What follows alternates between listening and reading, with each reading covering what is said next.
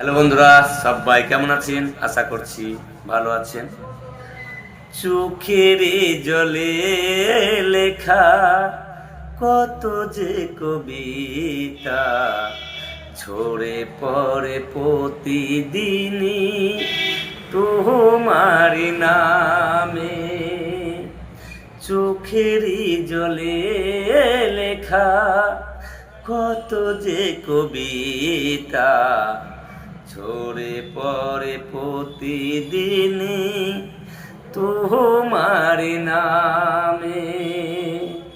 যেদিনে চোখের জল শুকিয়ে যাবে, মনে রেখো সেদিন আমার মরণ হবে। চোখের জলে লেখা কত যে কবিতা ঝরে পড়ে প্রতিদিনই তোমার নামে।